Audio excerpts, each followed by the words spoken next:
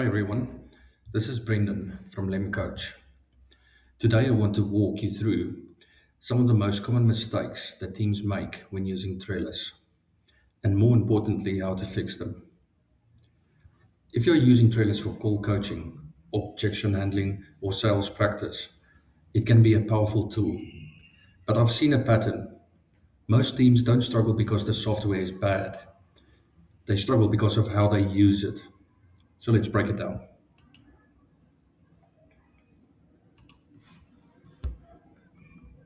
One of the biggest mistakes that I see inside Trellus is teams setting up practice scenarios that are way too broad.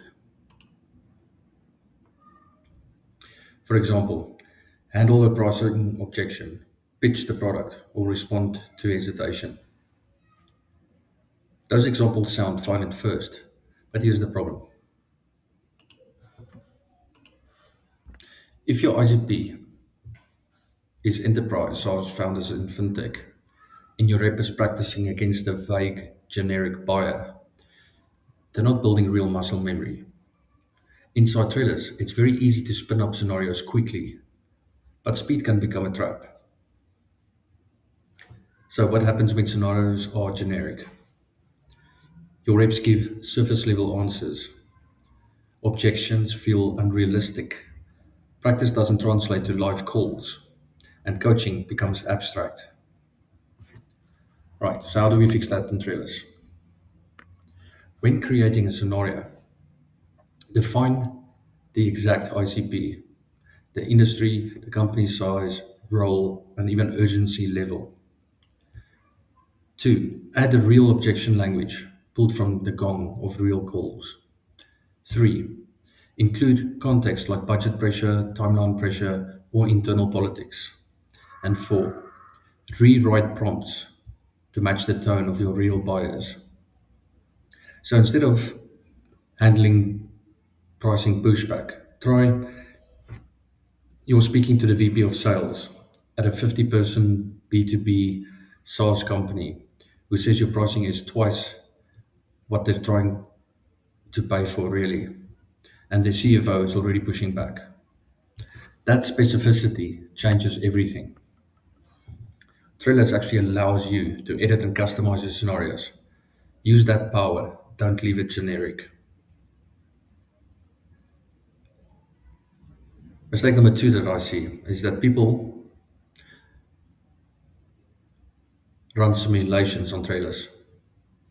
Reps get a score, managers look at the score, and then nothing changes.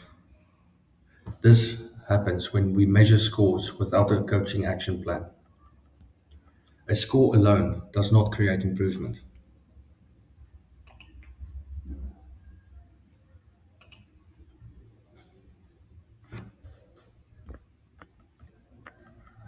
So what does this look like in real terms? Reps chase higher scores instead of skill improvement.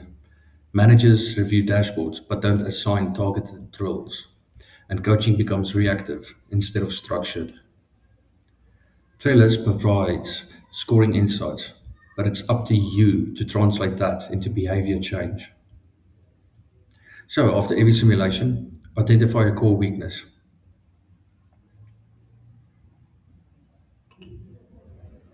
Create a micro practice loop that's focused only on that weakness and assign repetition with constraints.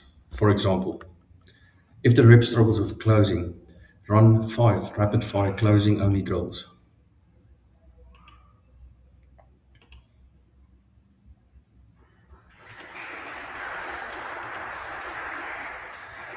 Remove discovery, remove the pitch, and just practice your closing language. Use Trellis as a skill lab, not a grading tool. The moment you move from score review to skill targeting, your performance shifts for the better.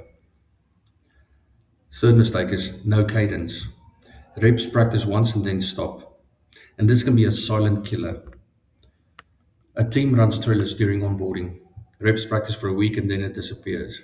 There's no ongoing cadence, no scheduled repetition, and no accountability rhythm. And sales skills are perishable. Confidence decays, language weakens, and objection handling softens. Practice must be arithmetic. So, what happens without cadence? The improvement plateaus, new reps struggle for longer, and veterans develop bad habits. Coaching becomes crisis driven.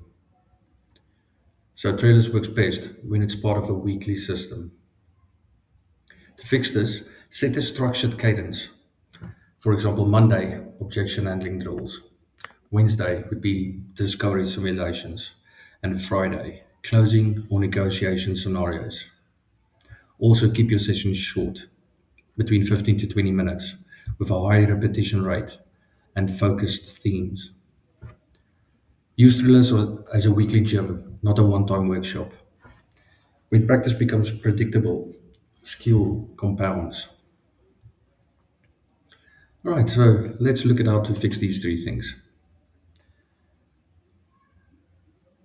ICP specific scenarios must be chosen because that is an essential part to get started. Then we look at score plus action plan pairing, and in three, weekly cadence. Therefore, trailers become significantly more powerful.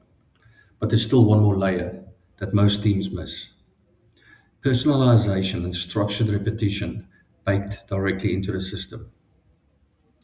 And that brings me to the comparison. For context, this is how we do this in LemCoach, which is the tool we use ourselves. In LemCoach, scenario personalization isn't optional.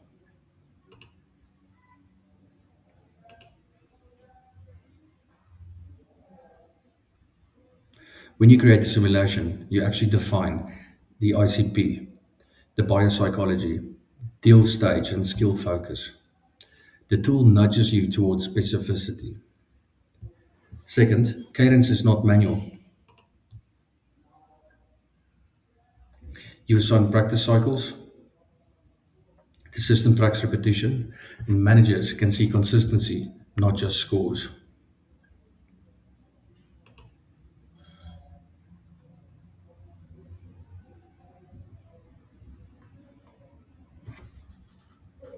Third, coaching is tied to skill modules.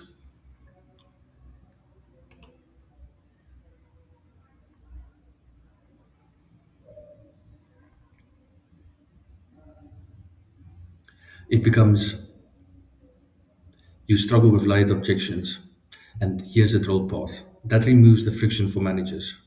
The key difference here is structure.